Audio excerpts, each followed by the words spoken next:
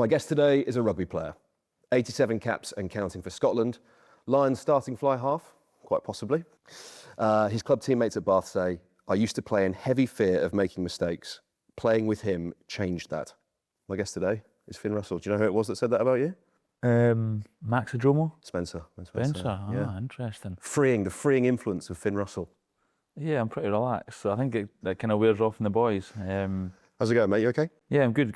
Just off the training pitch now, actually. So. What are you up to today? There was a few mistakes, but no one was too stressed about it. But nah, it was kind of just getting everything ready for the weekend with a Sunday to then Saturday game turnaround. There's sort of less time in the week, so it was more put everything into one session, but try and make sure you get the most out of that session and not cramming it up.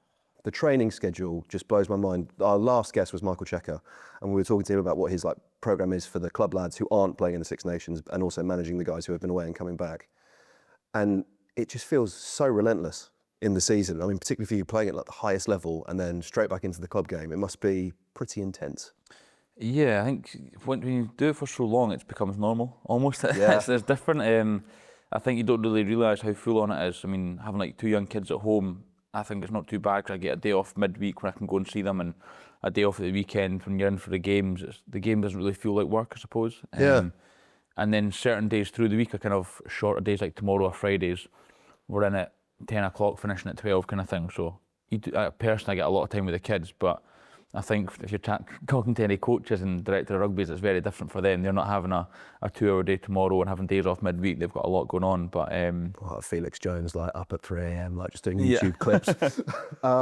Look, there's so much I want to talk about. I want to talk about fatherhood. I want to talk about Bath. I want to talk about Scotland. But maybe if we sort of backtrack a little bit and we just start with you as the person. Quite often we say, well, let's begin at the beginning. And it is relevant because I want to talk about your playing pathway later on in the interview, right? But tell me about your childhood. Tell me about growing up. What was it like in the Russell household? It was good. I think, so I've got an older brother, he's 3 years older, a younger brother 3 years younger, and younger sister who's 6 years younger than me. So it's kind of 3 years between us, or calendar years between us all. Yeah. My dad's side, they're all kind of racket sports and sport. My mum's side, my mum's brother was a motorbike racer and they were always into kind of bikes and stuff, her brother and my papa. So a kind of different side of the family, having a full racket sports and then kind of motorsports side. But your siblings sporty as well? Yeah, big brother, he still plays back at Falkirk. He played rugby his whole life pretty much. Little brother, he's down just outside Monaco, but playing for Monaco over there. He did a lot of age grade stuff at Glasgow in Scotland. Went to Cambridge to do a masters down there, so he's kind of between rugby and his career. I actually advised him, say, look, the way it's been, probably go and do the Cambridge thing, and that'll set you up better than kind of trying to keep going with rugby if it's not always going to work out. Yeah, it's one of those where I always, often in football, the horizon for players is really sort of, you're obsessed with the playing career, and afterwards it isn't always immediately obvious what happens afterwards, right? And I think that moment when you decide, you know what, actually I'm going to commit to professional sport, that is what I'm going to do in my life. It's actually, obviously it's an amazing opportunity, dream come true for a lot of young guys, but it's also, I think it's quite a brave thing to be like, I'm actually going to try and make a go of it playing professional sport. Well, I think, so my little brother, he was in a different situation to me coming in. He was going into his 4th year of mechanical engineering at Strathclyde, and he had to get a first to then go to Cambridge, or to get offered Smart that. Boy. So so he got a first in that. And then at that time he was still kind of part-time with no financial gains. There's nothing on the table for him after it.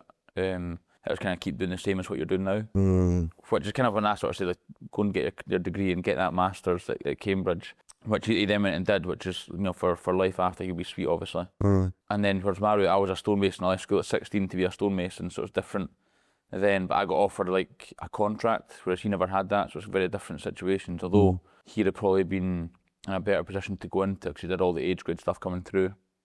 I didn't really do any of that. I just kind of went stonemason and kind of had to change team and had a different sort of route into it. But it's a big decision to actually make at the time. I was chatting to someone about this not that long ago, actually, saying that when I was 19 years old, it would have been, it sounds like why wouldn't you take it? You should definitely take that chance. But when I was still living with my parents, but I had a car to pay for, I had other things to pay for. My salary as a stonemason was going to go up, and then going back to academy was dropping back down. And it's small things, but at the time it means quite a lot. Yeah. And if it doesn't then work out, then what are you going to do? So it's not just a 1 or 2 year decision. It's then kind of, this could be a lifetime decision if I change to go and be a rugby player in the academy. It doesn't work out for me. I think if I had the chance to have a I don't know, 2 years out of being a stonemason and go back to where I was. I don't know if that is an option or not, I'm not sure. It would have been different, it'd been easier, but at the time I wasn't really thinking like that. I thought I've either got to decide that I'll be a stonemason and put rugby in the side, or I'd try and give it a go as a rugby player. I remember I was reading one of your early interviews, and you were talking about possibly going back to complete the stonemasonry apprenticeship. I don't know if that's still on the cards for you now. I guess, 10, 15, how long has it been since you were doing it? 13 years, I think. Yeah. 2012, yeah. Might have to do a bit of a refresher course or something. I think Ali Price actually had an issue with some of his stonework at his house, and he messaged me saying, what do you think you should do with this? And I'm like, I've been out there quite a while now. I think this is what they'll do, but I'm not too sure. And he said, price work, like, what do you think the price should be? And I'm like, oh, mate, it's changed so much since I was there, especially construction and big time. Like tradies, it's gone up a lot in price. So I was going to say, I've not got any clue what that would cost you, but I wouldn't mind going back and getting a trade. I don't think I'd be a stonemason again. Yeah. I think I'd have enough of an idea of what to do with that, but I'd rather probably be a joiner to have more skills to do stuff in the house. Yeah, big time. I've got some flats back home and stuff, so just to go and be able to do work on them, or whenever I buy a house back in Scotland or wherever we settle down, be able to do quite a bit of work on that in my spare time. That'd be quite good. I like being hands-on, so yeah, me too. I think that's that sort of, I've still got that draw back to getting a trade and just learning more how to do it properly. I think there's something so satisfying, whether it's like DIY or, I don't know, renovation, whatever it is, but making something yourself and just being afterwards, like sitting down, a cup of tea or a beer, and just looking at it and being like, yeah, I find it quite satisfying as well. Like I did a fireplace and a hearth at my mum and dad's house years ago when I was a stonemason, and there's something nice about like doing it yourself. You set your own time aside and just kind of get on with the work. And if it was joinery or whatever it was inside the house, you'd have that creative kind of bit as well. You could do your own sort of twist it, not just a standard frame of a door and a door. You could then do it however you wanted it, and something like that would be quite cool. Yeah, big time. I'll come back to Falkirk and your path from stonemasonry, because I don't think you'd call it like the traditional playing pathway, right? Talking about family, talking about fatherhood. I recently became a dad. I know you had your second in the summer, Congratulations. Right? Yeah, you too, man. Obviously it changes so much about your life, but one of the things that I really felt was that it changed how I thought about my parents. I know I've always had a bit of a problem with authority. We don't need to go too far into that during the course of this conversation, but I sort of realised all of a sudden these people that I thought knew absolutely everything about the world, right, and were the people I go to for everything, and then you're holding one, and you're like, what the fuck am I doing here? Do you know what I mean? Like it like complete shift of perspective, and you realise, they were just making it up like along all the time. I don't know, I don't want to put words in your mouth, but whether becoming a father changed how you felt about your family or how it changed your perspective.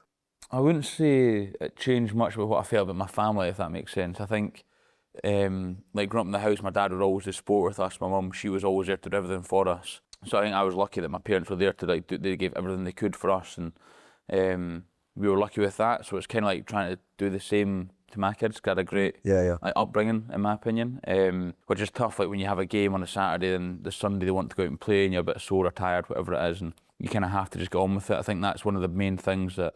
As a sportsman, you notice changes. Like in the past, you can just do whatever you want, whenever you want, to get yourself ready for the game or training, whatever it is.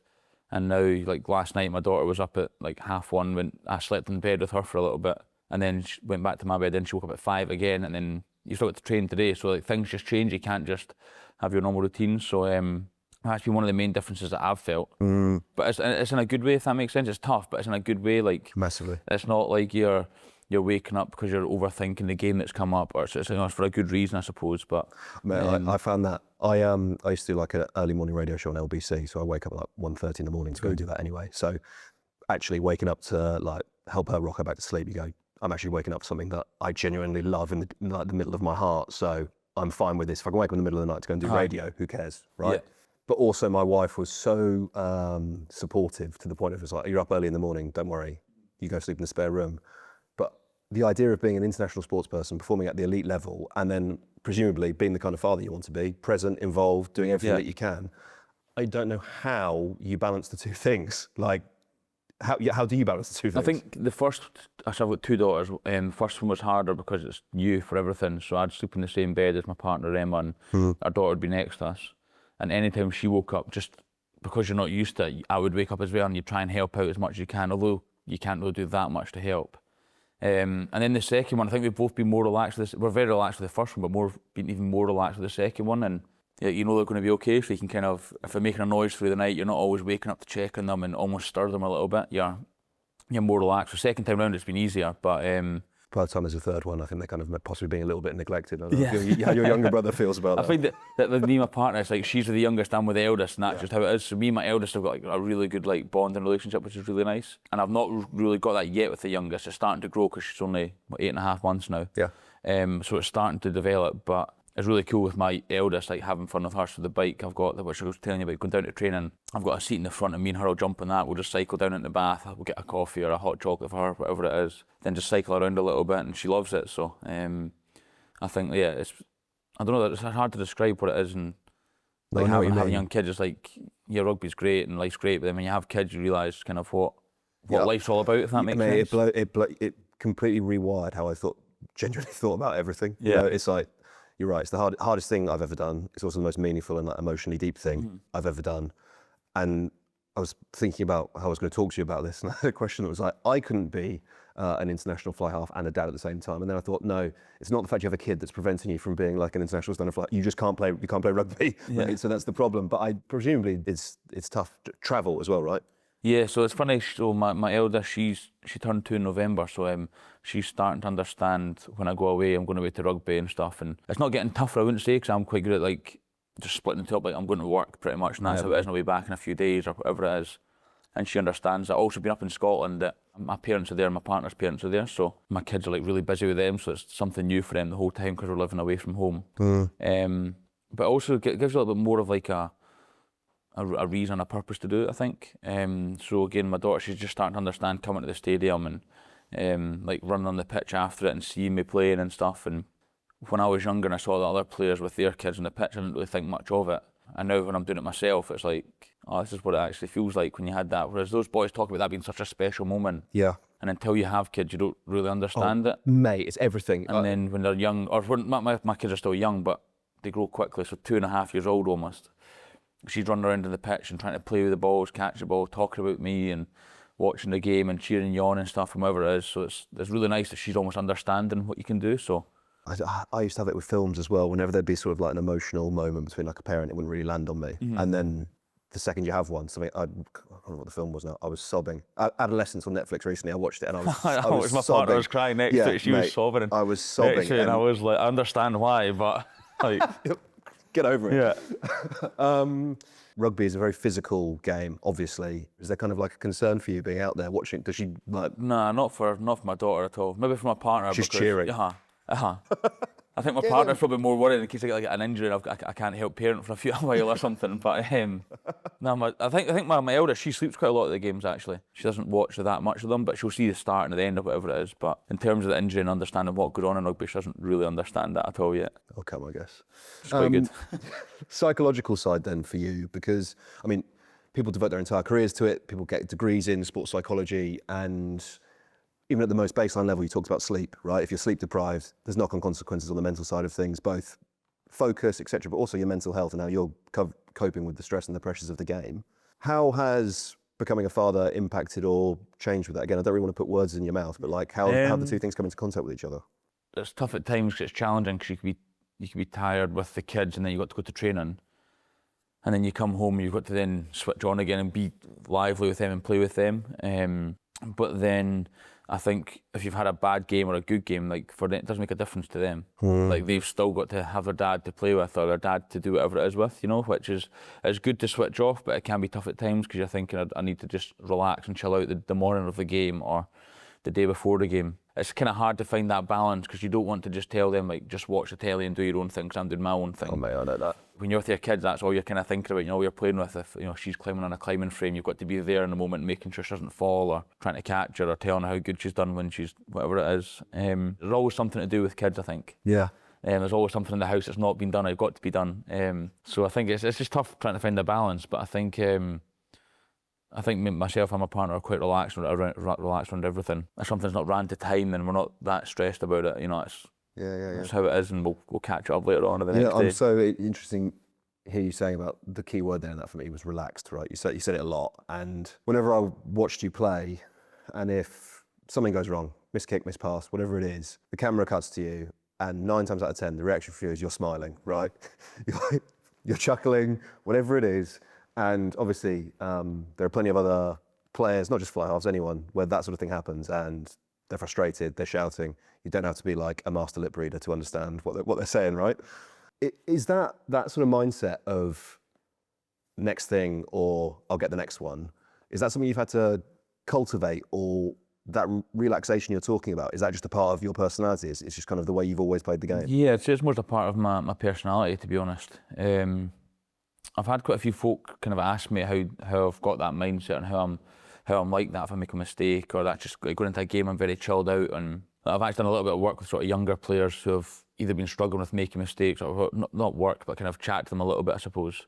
And I've not really thought much of it. I've just thought that's just how everyone kind of is, you know, but they're not. And one of the things I kind of come back to is being younger, kind of playing with my brothers and my dad in like the back garden or whatever it is, or going out and playing golf or whatever sport we're playing. We're always kind of having a go at each other. We're always like trying to put each other off, or like for golf, it's such an easy place to kind of have a go at people and try and make them hit a duff shot or something, you know, or... You've seen that back off challenge in the States? Have you seen that? There's this YouTube channel. They've done it to Trump, they've done it to all kinds of people, and on the backswing they like insult the worst insults you have ever heard, and the whole premise is like, can they still play off a tee shot or whatever? It's hilarious, really good, really good. So I think I've kind of like been brought up with that, you know, the things are going to go on outside or whatever you're doing, but if it's a good shot or bad shot or good pass, bad pass, you then have to get the next one right, because you know it's going to be even more kind of heat on you, sort of thing. And I think in a game, like, no one wants to make a mistake, no one means to make a mistake, but they're going to happen. So whether it's, who's it against? There's a game and I threw the ball straight into touch, the France game, over the top of Stafford into touch, and I was thinking like, why is Duan not there? But then I was like almost laughing as if, how did I not see that he wasn't there, kind of thing. So I think I sort of laugh as if almost like, how have I made that mistake, kind of, because I shouldn't make that mistake, but it's just almost like, how have I made that? So yeah, I don't know, it's just my way of kind of dealing with it and relaxing. It's kind of laughing, because I'm not meaning to make a mistake, but if it doesn't come off, it's probably like, that was a stupid pass that I tried, or I don't know what I was thinking to try that. So I'm almost laughing at myself as if like, what was I thinking? I would say, but then your smile's just me being relaxed. I mean, when I first came in, everyone thought it was me because I didn't care and I wasn't focused, I wasn't concentrating. But now everyone says that they want to see more personality. But when I came through 10 years ago, it was frowned upon to smile and laugh and enjoy yourself out there. So we'll get to that. We'll get to that. I wonder. I mean, we're sort of skirting around like so many different things already, but talking about your pathway, right, and not going to one of the big private schools, not going into one of the big teams, and the way that so many players in Scotland and also England as well, right? Where I guess perhaps it is, the players are conditioned maybe a bit more to be like, this is super serious. This is everything. If you go to like a big rugby school or whatever, the first team are sort of the most important kids at the school, right? I wonder if your pathway has informed the fact that, like, at the end of the day, sport, people do it, the phrase is right, the love of the game, right? And if you're not having fun, you're not enjoying yourself out there, then what are you doing it for, I guess? Well, no, because it's a job, but I think before, like, yeah. I actually get paid to do this, I don't know if you know, yeah. No, I think that was it. So when I was a schoolmate, and I was working, but I still kept playing because I loved playing rugby. You know, my mates played rugby, my family, like my brothers played rugby, so that's what I'd always done since like primary 3, which would be about 7 years old, I think. And I moved team from Stirling County to Falkirk, and it was because like the guys that were the coaches but players at the time, I liked them, and I wanted to go and play with them and have a bit of fun playing as well. The coach at the time, a guy Bob Wiley, who's like a really good friend of mine now, he worked for Sport Scotland, and I think he kind of said to them, you have to have a look at this kid, he's good. And I think that's how it sort of got like a trial and then got into the 20s, and that's how it kind of went from there. But in terms of like going from a big school and it's been like, or a big rugby team and it's the be all and end all, you've got to be a rugby player 'cause you're in the first 15 or whatever it is. I never really had that, and even though my family are like, well, my dad's side were all kind of sportsmen and women, there was never any pressure to get that. Obviously they're really proud and happy that I've gone on to where I am now, but there was never pressure to go and do that. It was kind of whatever you want to do, you can go and do it, sort of thing. That was the kind of main mindset, was what you enjoy most. I remember when you had to pick subjects back in school and it was, well, what do you actually enjoy? And I'm thinking, oh, I like this one, this one, this one, this one. So they said, pick them, then don't pick the ones that are going to get you the best, I don't know, career or degree after. Pick the ones that you enjoy the most. So I suppose that's probably like a bit of the mindset as well. Just, I'm enjoying it, I love playing it, so keep going. There's so philosopher Alan Watts, he went out to China and when he was studying there, and he came back and sort of his philosophy, and he was back in the West, he was like a life coach, and he was saying, don't do it for the money. Find the thing that you love, do it for long enough. You know, you like riding horses, open a riding school, and eventually, you know, because you love the thing, people will recognise that and they'll come to you for it. If you chase the money, you'll end up miserable, and you might not even have that much money at the end of it, right? Word you used there was pressure. There's no pressure at home. Amazing. There must be pressure when you're on the pitch, right? When you've got like 80,000 angry English blokes shouting at you, there must be pressure when you're out there. Do you feel it when you're out there? For me, when I get on the pitch, that's probably when I'm most comfortable. Really? Yeah. Even on the training pitch or the rugby pitch, that's probably when you kind of, most boys will be themselves, I think. Or me anyway, I'll be myself when I'm on the pitch. There's a lot of things I could say that I don't like doing this, I don't like doing that, but on the pitch, and there's tough parts in the game but you've got to do it. But that's probably when you're in your or when I'm kind of like myself, I suppose. And there's always going to be pressure. I think no matter what job you do, there's always going to be some kind of pressure. And I think for us, it's kind of maybe just highlighted because if you win at the weekend, it's great, and if you lose, then it's not good. Obviously, it's as easy as that. You know, if you hit one kick, you win the game and you're the hero. If you miss it, you're the villain, and that's how it goes. So, but you say that to me, and I'm goosebumpy, being like, I couldn't handle that. Do you know what I mean? Where it's like, especially at an international level, where it's not just a club, it's an entire country. Where you're right, you can be lionised, you can be villainised.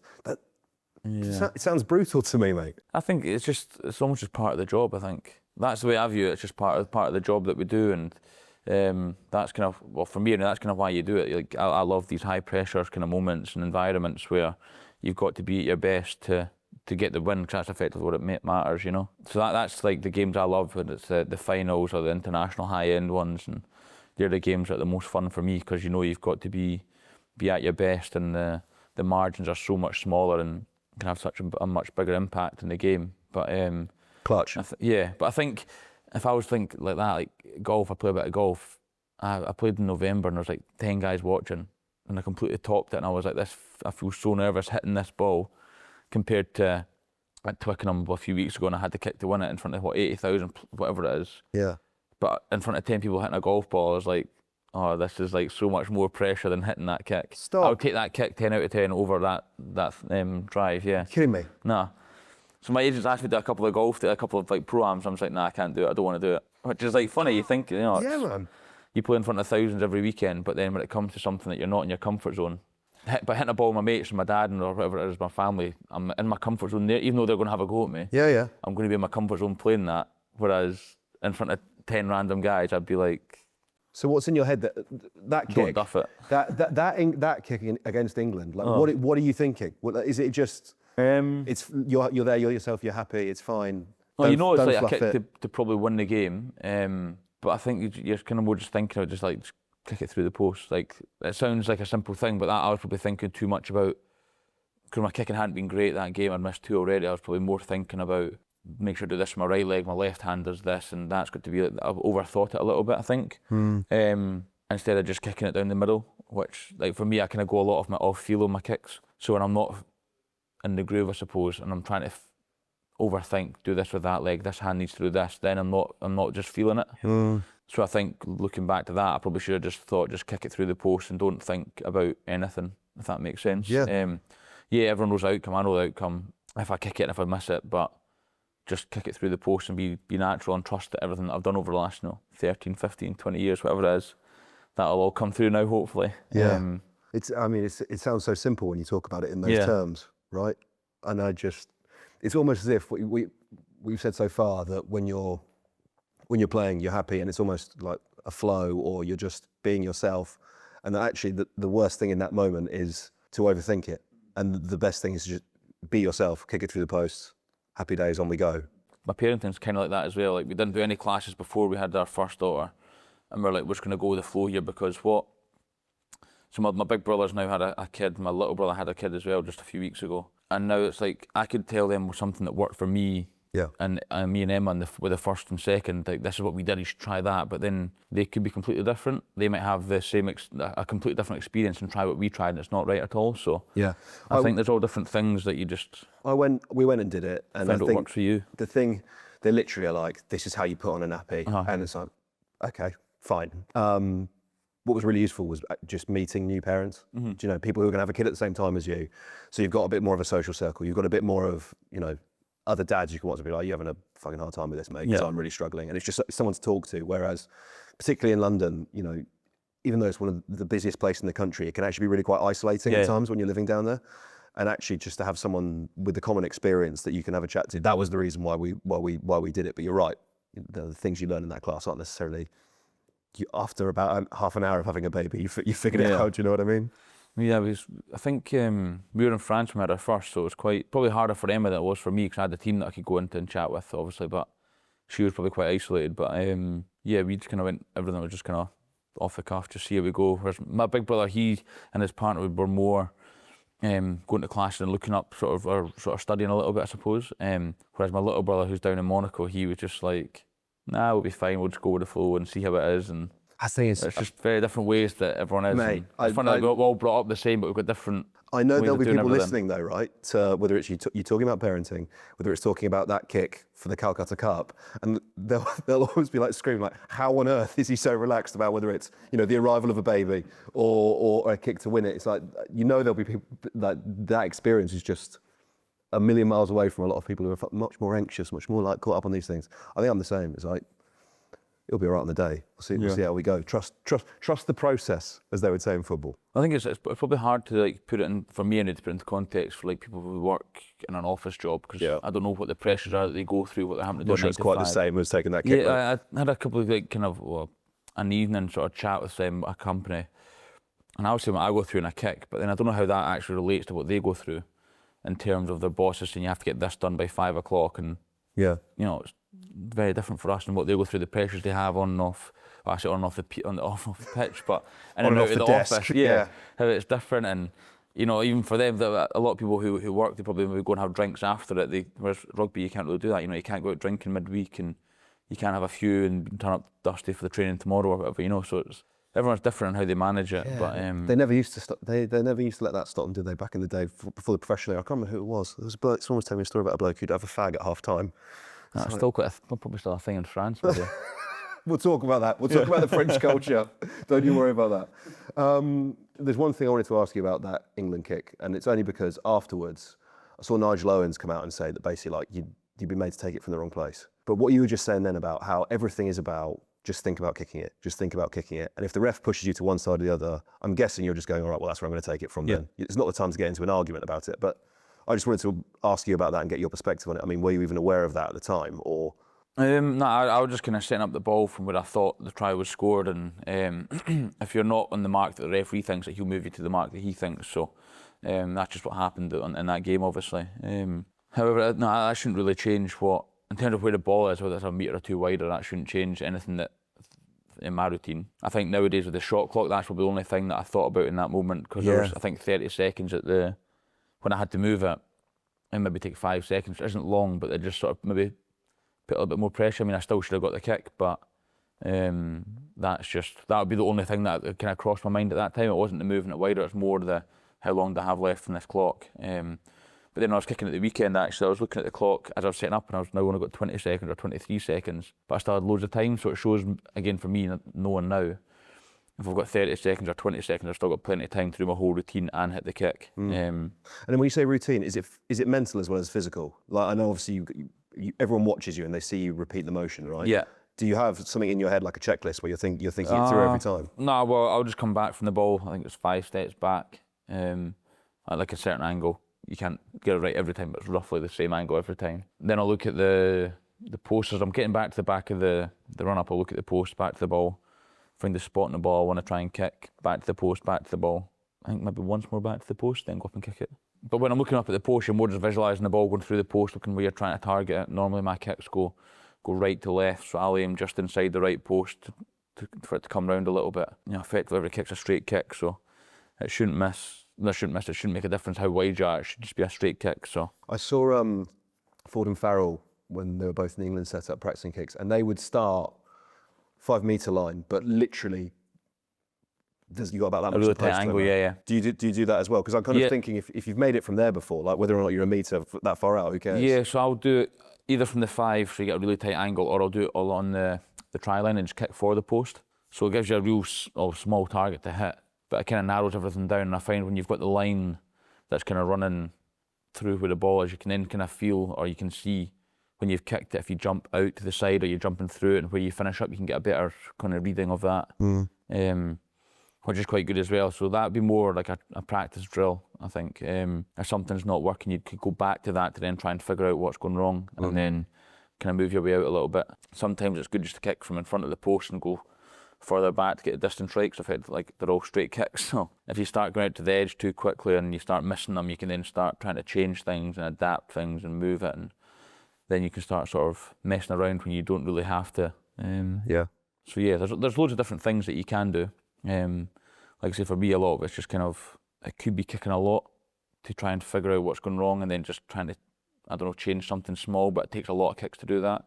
Or it could be that I'm kicking well and I just need to hit 5-10 kicks that day to kind of reinforce that I'm kicking well and keeping the kind of groove. But yeah, I think the Wales game we played after England, I did a lot of kicks that week, because something wasn't right, and I kind of wasn't going to just leave it and be the same again that week. Did you tweak anything? Yeah, I came slightly further round the corner. I thought it's hard to explain. So I know what you mean. If the ball's aiming this way, normally instead of my run up being like here, shot off the camera like here, I'd maybe bring it around here, so it'd be more at a right angle to the ball. And then that it forced me to kind of make sure my right leg got through, but then my left side would stay in where it had to be. If not, I would fall out and pull the ball across. So it's kind of like a small drill that I do to try and overemphasise the angle that I come in at for my leg and my shoulder, so that then when I go back to my normal run up, it should then be kind of a bit of that kind of muscle memory sort of thing. I should have kind of worked on that, so it kind of, with just kicking the ball, it kind of comes through.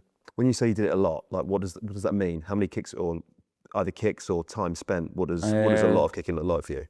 I think the Monday because we had a week off after, so the Monday we came in for Wales, it could have been an hour and a bit kicking the Monday, probably same the Tuesday and the Wednesday. You're probably 3 or 4 hours probably between Monday, Tuesday, Wednesday. And then I think it was only Wednesday afternoon, we trained at Murrayfield, it was only Wednesday afternoon that I then realised something else, which was then just imagine that the ball's on the ground, not on the tee, and kick it as if it's on the deck. Because I kicked it on the deck for the England game, the warm-up, and I got like 5 from 5, because I was just kind of messing around a little bit. And then when I went to the tee, I then started kicking it differently, so I kind of then started imagining in my head, like, thinking kick it as if it's on the deck. And that was what sort of changed it for that, then the Wales game and so on from there. So that was a small thing for me that just triggered something different in terms of how I kicked it. But again, that would have been after probably 3 hours work. It doesn't sound like that long, but when you're kicking for 3 hours, it's quite a lot of time. Feels like a long time to me when you're saying it. Friday another hour probably or something, and then Saturday before the game. So it's a lot. It works. So it does work. What's Twickenham like as an away team player to go and play there? It's good. I like it. Part of that's like I like being the away team. I like the crowd kind of being against you, and you're there to kind of prove a point, I suppose. Whistling during the kicks? Yeah, I don't mind that at all. I've been in France, like everyone in France gets that every game, so that's nothing different to me or nothing new to me, you know. There's probably a little bit of, I don't know, people had different views on that, people getting whistled at and booed when they kick, but I don't really mind it. I think it brings the crowd into the game a little bit. This is like growing the game. This is rugby as, is rugby a posh sport? As I guess kind of is the reason why I asked about Twickenham, right? Because HQ, whatever you want to call it, ticket prices, etc., how inaccessible it is. I've been to Twickenham, not for a Six Nations game because I can't afford to buy a ticket. I've been. Is that you try to get some free ones now? I've been to the Millennium as well. When the World Cup was in Wales, I went to watch Wales play Uruguay actually. But so like a relatively dead rubber game. They walked it, right? I think it was Wales racked up 60 points. The atmosphere it's unhinged. Like the Welsh fans it's different gravy over there, right? And I feel like it's a recurring theme of what we're talking about, growing the game. Okay, maybe we want a more vibrant atmosphere at the stadiums, right? So, but you know that the old guard is saying respect the kicker. That's a football thing. We don't do that in rugby, etc. But then you look at France, and you look at how the game is thriving, where there's 2 full leagues, players are on good wages, stadiums are sold out, the culture's great, for the players and the fans it's fantastic, and you're sort of going, I actually wonder if the French are doing something right over there, lads, that we're not over here. Yeah, I think so. Our last game was against France on the Saturday night of the Six Nations, and I was saying to the guys like from the SRU after the game, I said like the way that the French do the stadium before the game, during the game, it's so much better than anywhere else. The light shows. The light shows, but then like before the game I'm warming up and I'm kicking and they've got all these different songs that are playing with the music on, almost like a karaoke, so you've got all the fans singing along to it, which I've kind of laughing and smiling like I'm enjoying the atmosphere, you know. But in terms of getting the crowd and the atmosphere into it, I think they're the best at it. Like when I used to play in France at Racing, they've got they had the indoor stadium. I think they're moving now, but they had the indoor stadium, or have it, and they'd have the lights off, they'd have shows on the screen, they'd have music playing the whole warm up. So it was such a good atmosphere for the fans to come along to, and then the players, I think, well for me anyway, the players enjoy that atmosphere. I think it creates kind of like more energy within the players rather than pressure, I suppose. There's more energy and more, we're going out here to play, and excitement than it is pressure. It's kind of going to put you off from playing open, expansive rugby. Yeah. Well, I think about the domestic game here, and the word you use there is excitement, and that's the key one for me, because I think the league is actually incredibly competitive, right? You look at, talk about Bath, right? You know, 21-22 season, bad season, some record defeats, right? And then bottom of the table.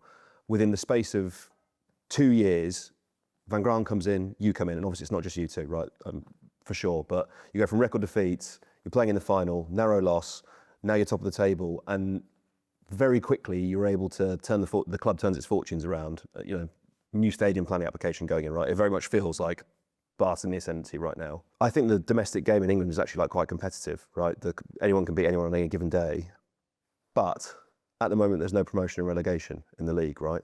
And I know it's hypothetical, you never know the answer, but in my head I'm thinking, if Bath went down that season, would they come back and swing it in this way right now? I'm not necessarily saying that's a massive problem in the game, but I'm just sort of thinking out loud. If you're talking about excitement, if you're talking about a sense of jeopardy, that's maybe something that could be looked at here in the UK to try and make things a bit more exciting.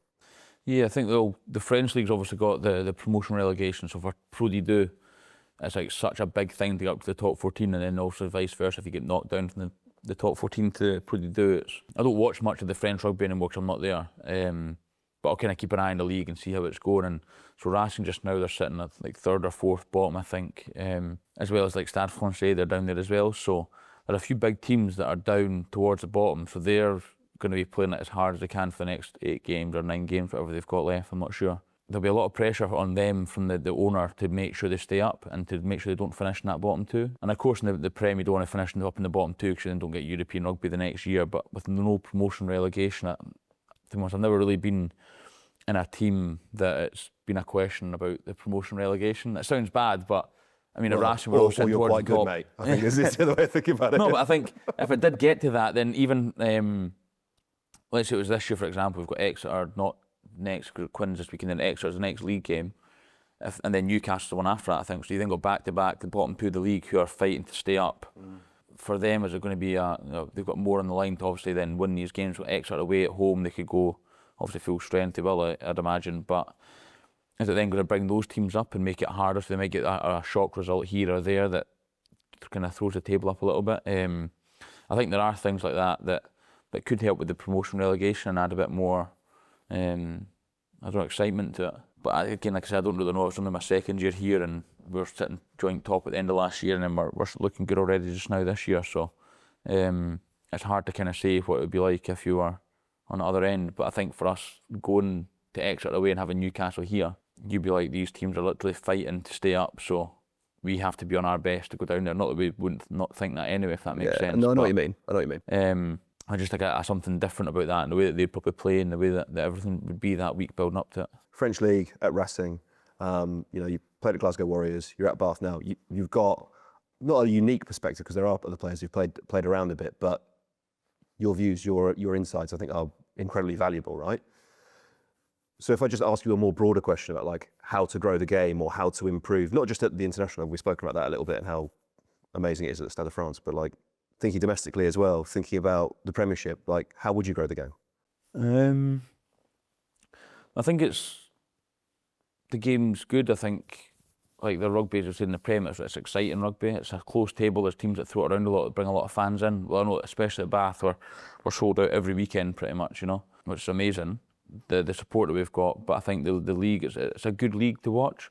I think if you look at football, people will probably more just follow the individuals that are in football. If you look at Ilona Mayer at Bristol, everyone's going to be looking at Bristol now because she's there because they follow her. So almost like trying to create individuals with an image. Like I think the Netflix series was good for that. but could they do more of that to try and grow the individuals to then get a bigger market watching the individual, which then watches the team, watches rugby and kind of grows the game like that. Messi at football, Messi at rugby, wasn't it? In the series. I don't know, what do you think of the series, mate? Because I'm a rugby fan, right? I love the sport, and I watched it, and having seen Drive to Survive and the way it was being talked about, it didn't hit in the same way for me. I think it was tough because I think the coaches didn't want to give the cameras access to that much for the tactics or whatever, which for me I don't really understand, because it's going out a year later, which will then change a lot of time. Either the coaches will change, or the players will change, or the tactics, something will change before then. But I just don't think they wanted to allow them too much access, but also they couldn't film any of the players, like players with players stuff, if that makes sense. Like in camp, you've got a lot of downtime just sitting in the team room having a laugh, having a joke with each other, or whatever it is, and the cameras were never allowed in the players' kind of area. Yeah. Which I do understand, but then at the same time, if they want to get the full behind the scenes kind of footage, that's kind of what people would want. Obviously the rugby stuff you'd want to see, but everyone can watch the game at the weekend and you can see kind of what's happening there. They probably want to see what's going on in the meetings, what boys get up to off the pitch, rather than, and not just the stuff like when I'm down here in Bath with the family. They probably want to see how the players interact with each other, what you get up to in the evenings after training, or the things like that. That's what I would say the fans would want to see. I might be completely different. They probably want to see me on a Saturday night after the game, but I think more the stuff. You're in the right place in Glasgow, you know. Yeah. But yeah, I think it's more of that. They could have done a little bit more of that, but I don't know what they were allowed to do and what they weren't allowed to do, and that's down to the unions deciding on what they can and can't film. He mentioned Ilona, right? And she said quite recently that she thinks the men's game, in order to grow, needs to open up more. That the sort of the individual side of the players needs to be shown a little bit more. Try and make superstars like her, right? Without wanting to sort of fluff you up too much. You are probably one of those people, right? And sitting here right now, well, to be honest with you, I think you've been incredibly open. It's not like you can't talk to you about anything. Yeah. Do you think that's the issue? Do you think it is that we've kind of, spent years trying to get even the names of players on the backs of shirts, that we've lost that individual side of things, the characters that exist in the game, that we should lean into that a bit more? Yeah, I think still for European rugby, there's no names on the back of shirts. So I think that's one, it's a small thing. It's been the Premiership for a long time, but I don't think the URC have it. In France, they've not got it. International, they have it now. But I think that's a small thing that's kind of a step in the right direction. When you compare it to football, I don't think you can really compare it to football because of the lives that they live. So you get a lot of probably young kids looking at them, looking at everything's on social media, looking at the following they've got on social media, and looking at the cars they drive, the private planes they're on, the holidays they've got, the clothes, all that sort of stuff, which is probably what creates that image for them. But also, football is a much bigger sport than rugby, so I don't think, I don't doubt we're going to ever catch football up, but I think to grow it a little bit, it's kind of how do you get that image across without just players doing it themselves on social media. But then it's quite tough. I think, like I said, the Netflix series was really good for that, but then I don't know if they captured it quite right in terms of growing the actual individuals, and then also what they were allowed to put out there after it. Yeah, I think so. It's a tough one, yeah. It's hard. Maybe I'll just get a film crew follow me the whole time, and then we'll just have a live stream like that. Yeah, no, you're not up to much afterwards, boys. We'll probably fin around for the afternoon. A few rumours circulating: Anglo-Welsh League, Prem, URC. Those home nations derbies, whenever Bath play, have, whether it's in Europe or whatever, they draw big audiences, and particularly I think for the Welsh regions where there is, myriad issues in that part of the game, right? It's not a bad idea, is it, to try and create some kind of league where Irish are playing the English, the Scots are playing the English. Well, everyone is having a derby against the English, but you know what I mean? I wonder if what your view is on a merger, whether that would make a difference, whether the issues are probably slightly more deeper and systemic, and whether that would actually go that much of a way to bringing more people to the game. Yeah, someone mentioned that about in terms of the Worcester and London Irish, sorry, yeah, about how they could fit into either the Premiership or the URC, and with the Welsh having 4 teams, are they going to keep 4? I don't know what's going to happen with it all, to be honest. I'm not sure they should. Whether they will or not is a different thing, though, right? I think there could be almost like I don't know, like the Prem Cup. Could they open that up to other teams, so you kind of then develop the kind of youth coming into the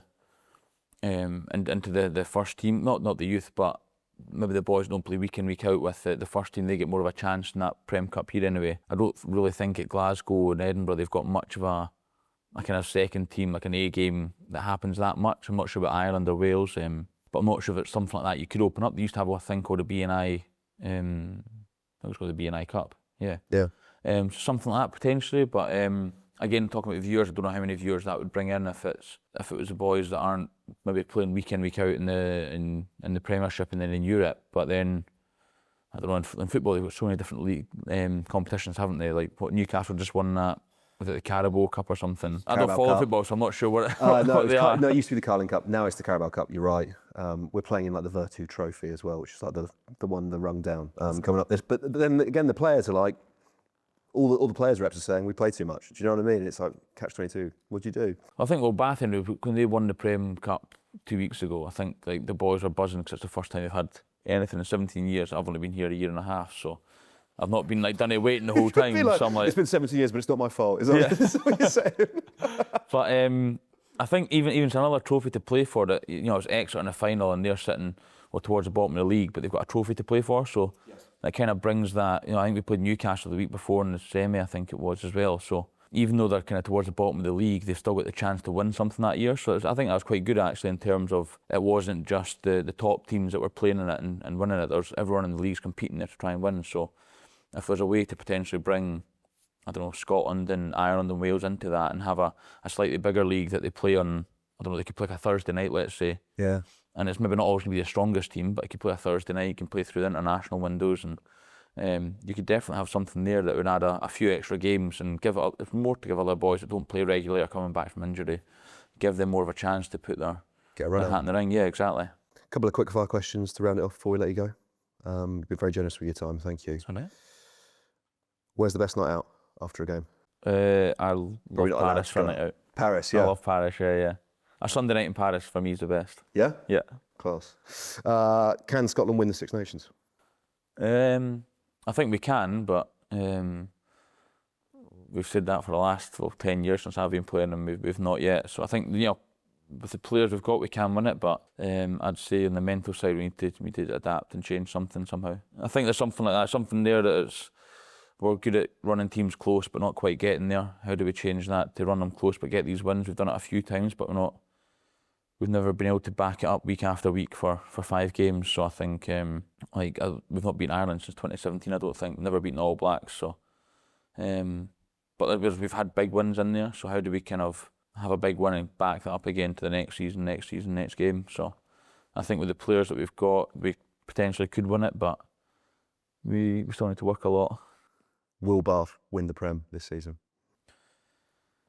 I think it's a hard question to say yes or. I think yes, I would love to win it. I appreciate the conceit is a bit silly, but time is of the essence. If you look at the final last year, the red card after 20 minutes, so anything can happen in finals rugby, one decision or whatever it is, one injury, and you never know what's going to happen. So I think it's too hard to say, saying, will we win it? I think if we keep playing the way that we're playing and we just keep week in, week out doing what we do, in terms of not like getting too ahead of ourselves, but always kind of coming back to where we sort of started every week. If we keep the process the same, then there's no reason why we shouldn't keep getting the results. But you never know what's around the corner. Maybe the better way of phrasing the question is, are Bath good enough to win it? And the answer is yes. Yeah, I think definitely we're good enough to win it. I think we showed that. Well, we've shown that this year and last year that we are good enough to win it, but we just need to win it. Who should be the starting fly half on the Lions tour? Oh, you can't ask me that, can you? That's a terrible question.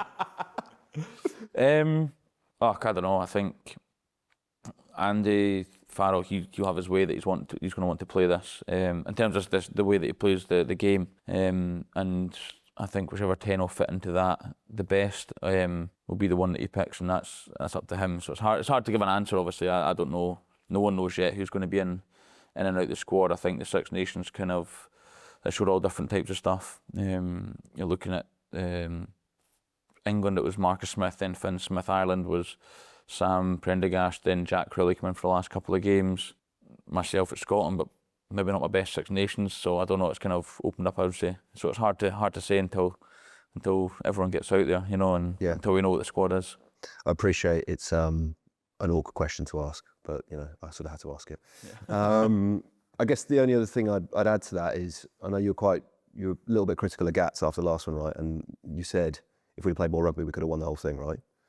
Obviously, you're not going to tell Andy Farrell how to play when we go to Australia, but what do you expect to see from an Andy Farrell coached Lions team? Do you think there will be more rugby? Yeah, I think with the Gats, personally myself, I would be critical of him. I think he had his way of coaching that's worked very well for Wales in the past. I think just that tour playing against South Africa, this is against my opinion, it kind of suited the way that they wanted to play with the box kicking and kicking a lot of it. And I thought the last test that we played, we should have scored more tries and we put under a lot of pressure. So that, again, that was just my view on how I would play against South Africa. I wouldn't have said that was a thing against Ghana. I think that was just how I viewed it and how I would have gone against them and tried to beat them. With Andy Farrell, I think the way that Ireland like to play, it's, how would I describe their attack? This is what I'm thinking. I think it's quite a condensed attack, very structured but with a lot of different options. Everyone seems to know exactly where they need to be at the right time, and a lot of good ball players in there. So as 9 and 10, who are the main kind of distributors or decision makers, I think you would have a lot of options on the line to play with, and that's kind of the ideal situation that you'd have as a 9 or 10, that you've got multi options on the gain line with boys in the right position. I think it looks, for me, I quite like slightly wider passing and being allowed to be a little bit more lateral. I think it looks, looking at them, it's like they're quite compact, so it's shorter passing, 10s coming round the corner, being really square on it. So that's slightly different, but in terms of running the ball and playing with it, Ireland, they're one of the best at that just now. But then at the same time, their boys going up in the air, getting the ball back, and their kicking game's really good. So I think they get a good balance on attack and the kind of kicking cycle. So I guess that's the thing that I'm worried about, is having a system like that is so well drilled, doing it in time for a summer tour, and whether or not it'll have to a change. But I guess we will see. From my experience of the Lions tour, it's the best guys that are in Scotland, England, Ireland, Wales. So if anyone can do it, they should be able to. That's kind of what I think. And again, going into that third test of the South African one, I said, look, we're meant to be the best here. We should be able to play flat and play with good skills. If we're not, then are we at this level, kind of thing. So if you can't adapt to a system, which I think the system won't be too different to what everyone else runs at club and country in terms of the shape of it, but it's more just knowing your roles a little bit quicker. But then, like I say, at the same time, being at that level, that's what's expected of you, and that's why you're there. So I wouldn't say it's a completely shock system that you would be having to completely change and understand something new. I think everyone will know roughly what the shape is. So I think for everyone that's there, it shouldn't be that hard to adapt and fill in. And like I say, that's what you're meant to be able to do at that level. Finn, thank you so much for taking the time to speak to us. We really, really appreciate it. Best of luck for the rest of the season with Bath. Best of luck with the Lions. Thank you. We'll all be rooting for you. Thank you, mate. Thank you.